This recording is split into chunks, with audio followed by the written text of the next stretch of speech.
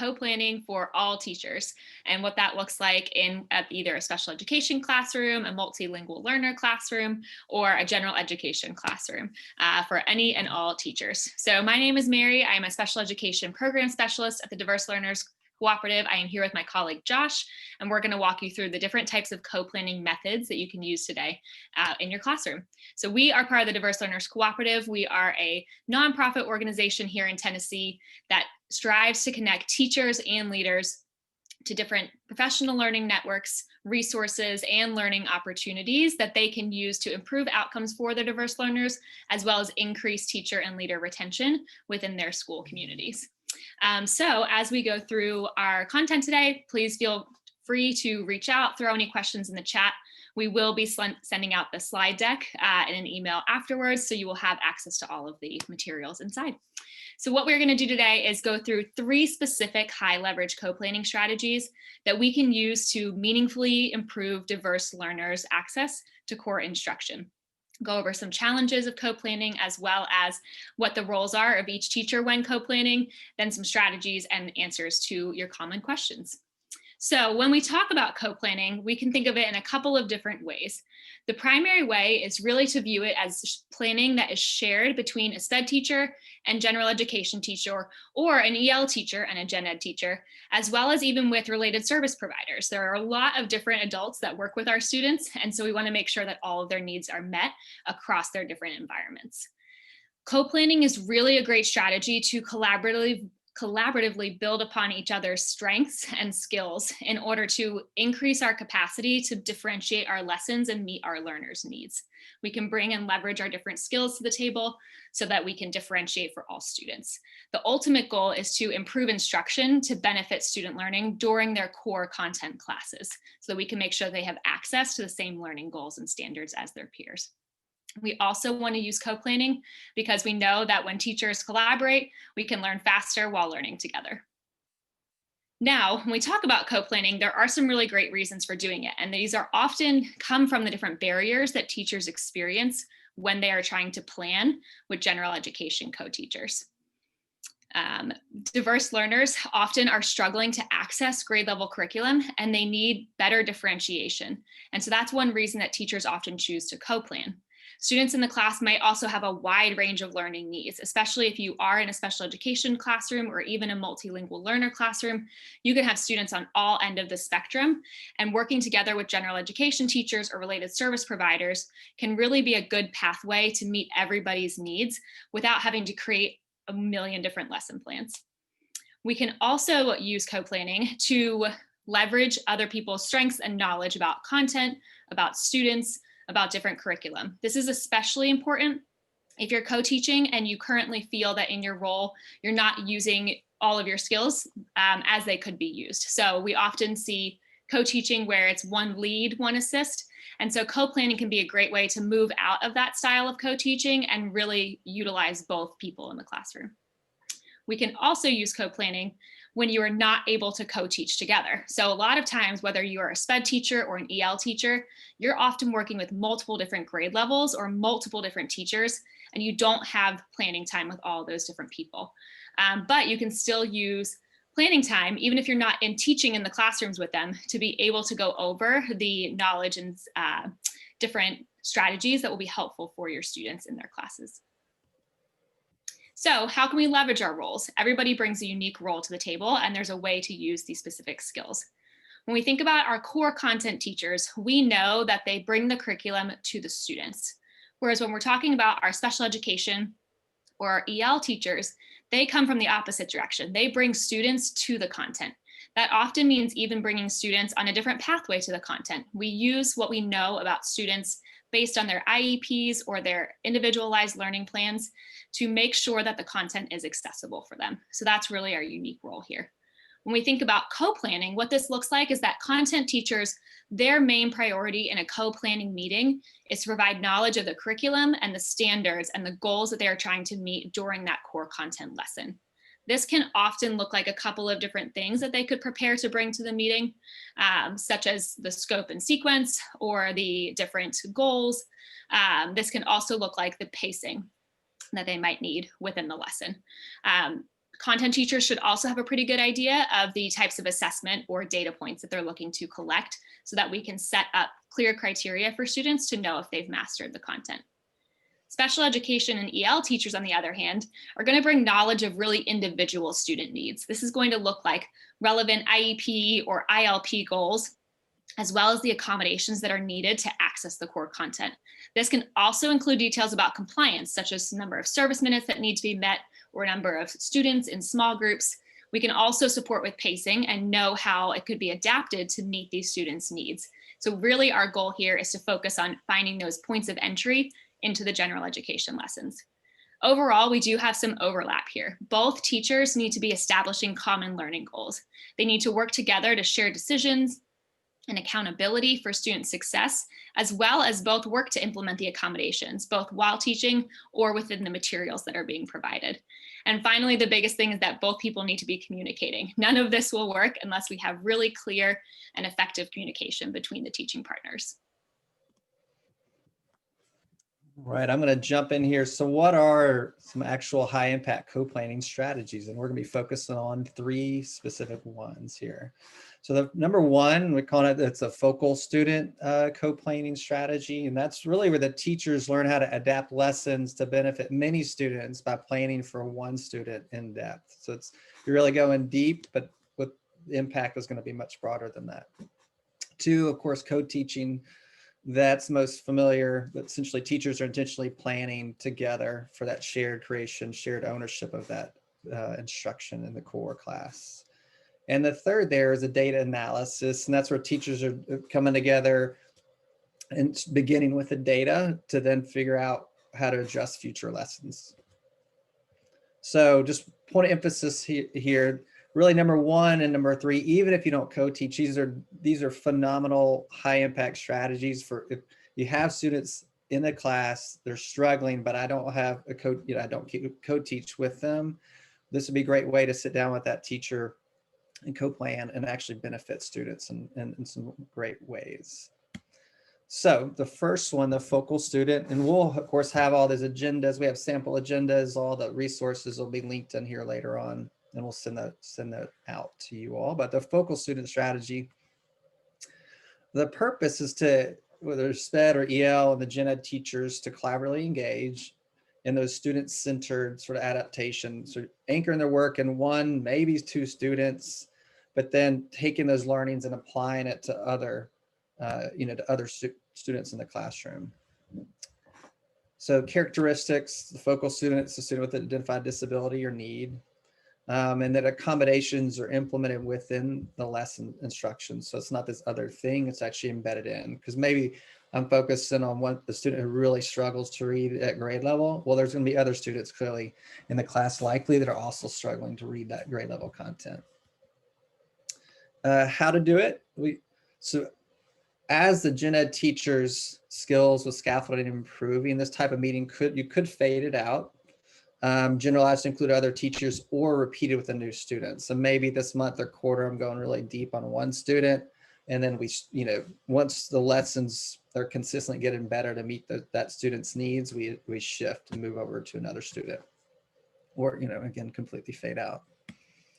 So here's just a screenshot of the actual agenda. I just want to highlight sort of 4 parts. So before the meeting, it's really someone's bringing that information, like who's a student, and bringing all the information, whether it's IEP or ILP, all that information to the actual meeting.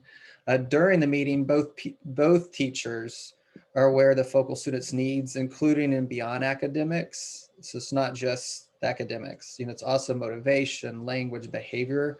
You're really thinking about who is a student. Sometimes I think a lot of planning just focuses on the standard, and we're trying to shift and saying, yes, let's dive deep on the standard, what students need to know, but who is a student, as we talked about earlier, and what do they really, really need to be successful. So 3 there, actually during the meeting, talk about accommodations to be embedded in the lessons. And 4, it's just there's a shared vision and like shared ownership of a goal. So we actually have some goal that we're trying to build this class toward, and we're doing it together. So the next one, co-teaching. Again, folks are more familiar with this one typically. So you got the SPED or an EL and Gen Ed teacher coming together, potentially reviewing and planning those co-teaching moves within a lesson for the upcoming week. And I'll say it is clear, like if two teachers are consistently co-teaching but not co-planning, there's a lot of evidence to say that's not going to actually change student outcomes. Like without co-planning, co-teaching really doesn't move the needle. So characteristics, student progress shapes those decisions. So we're obviously looking at how students are moving. And then again, that shared accountability.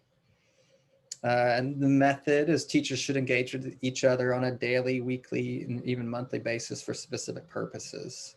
So again, that kind of comes back to like some consistent, co-planning, hopefully weekly if you're co-teaching together. So here's a potential agenda. And for, before the meeting, you're reviewing the student data from last week to really begin to think about what's going to be what we need to do for the coming week. Discussion of student progress, and then using sort of that information to shape the lessons for this week. And again, number 3, that shared accountability. So this is not just one teach, one assist, but together we're teaching this class and really taking ownership. So the third is data analysis. And I'll just say there's lots of ways to have a data meeting or look at data, right? Typically, lots of times it's just around summative data.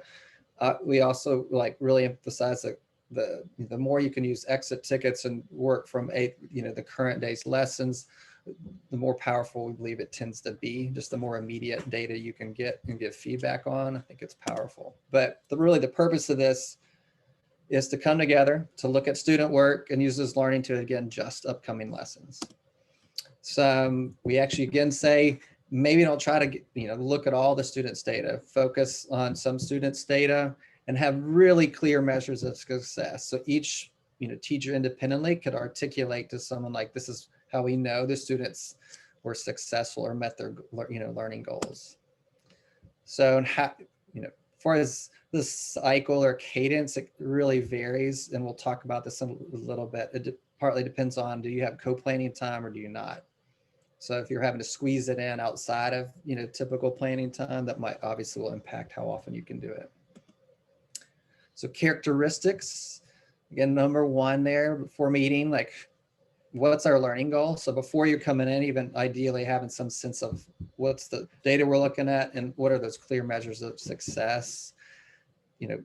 Again, who's bringing what? Like is the gen ed teacher bringing the student work an exemplar, or is that the special ed teacher? Just getting some clarity around that.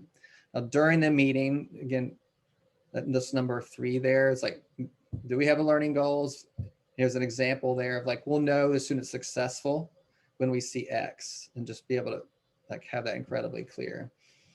And then you're essentially comparing. What we're advocating is taking the exit ticket, just an example, that student work or a paragraph that they've written, right? And you're comparing that paragraph student work to what's ideal. So we picture the 2 adults have real clarity and that shared agreement on what success looks like, and you're comparing that to the student work. And then using those learnings to adjust upcoming lessons. So, oops, I just clicked on a link, so I apologize. I will just click off of that. So what does it look like in practice? So options for a co-planning schedule. One way to do it is actually rotate. You do focal student planning, and then you follow up and have a data meeting talking about that individual student. If you have co-planning time, it'd be phenomenal if it would be once a week. If you don't have co-planning, could it be twice a month and you do the alternate between the focal student and data meeting, or even once a month? And we'll get into this, but once a month is way better than none at all. So we'll talk a little bit about that, but that's anyway, potential cadence. It could be done in a lot of different ways though. So tips for getting teacher buy-in, because sometimes some teachers might feel like, I'm already stretched and now you're asking me to have another meeting.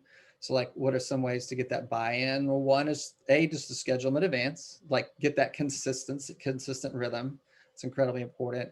Second bullet there is focus planning on sessions that are most challenging for that gen ed teacher. Like even ask them, which students do you want to focus on first? So giving them that choice.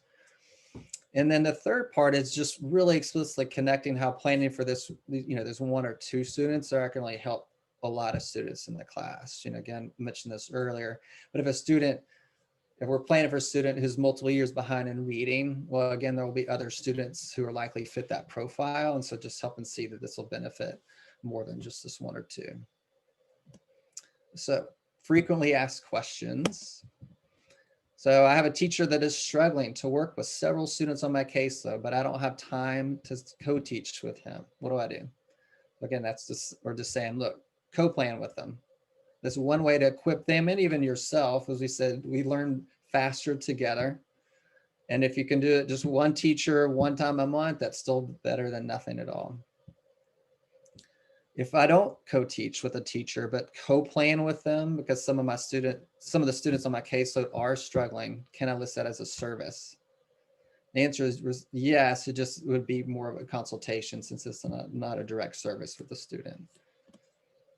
And then thirdly, I co-teach with 3 different teachers, but only have common planning time with 1. What do I do? And we're basically saying, look, if you only have co-planning time with 1, great if you could do that weekly, and for the other teachers, maybe you do it every other week or some other different cadence. If you could do it every week, that's fantastic. But I think sometimes a tendency might be like, if I can't do it every week, then I may not do it. Or if I have 3 teachers that I co-teach with, every single one has to be the same, even if I don't have common planning with all of them. So we're just advocating that you differentiate how you're working with the adults. So there's gonna be some resources linked in here. You'll have one that includes like all 3 of these agendas and like the tips and key characteristics of a meeting. Oh, Mary just added in there. Thank you. And then like even the why a focal student strategy. So this is actually came out of a collaboration, I believe, with the National Equity Project and at Stanford's education, their department, if you will. And they were working with the school and just noted like the impact on their end of year state tests when they implemented the strategy in the school. It actually improved scores more by focusing on fewer when planning, which I thought was really interesting. So those resources are in here. So just a quick recap, core ideas for co-planning. The first one there is consistency. If it's not scheduled, it's not regular, it's just not going to be as meaningful. The second one is just clear expectations that each person everyone's really explicit, like this is what I'm going to bring, this is our role. That'll just really help. And the last one is just focusing. The idea that by focusing on fewer, you're actually going to make it more bite-sized and it'll still be able to have impact on a lot of students. So, and we'll love this one, start small. So if you're not, this is a new practice, like, my expectations as a supervisor might just be start small with 1 teacher, every other week or whatever the expectation is, but start small, get started. Doesn't need to be perfect, but it's really about that consistency. So just a great reminder. So Mary. Yeah, thanks, Josh. Appreciate you going through all those different strategies. We will take some questions in a minute, but before you head out, if you need to go, we would love to see you next week as well for ways to support students' sensory needs in the virtual classroom. We know it's been hard to have that physical communication that we typically have with students in the building, and so we're going to be covering some different ways that you can still support sensory needs even from behind a screen. So we're excited to see you next week. But right now, we are happy to stay on and answer any questions that you have about co-planning. If you want to share a specific situation that you're trying to work through or just ask a question in general, we're happy to help.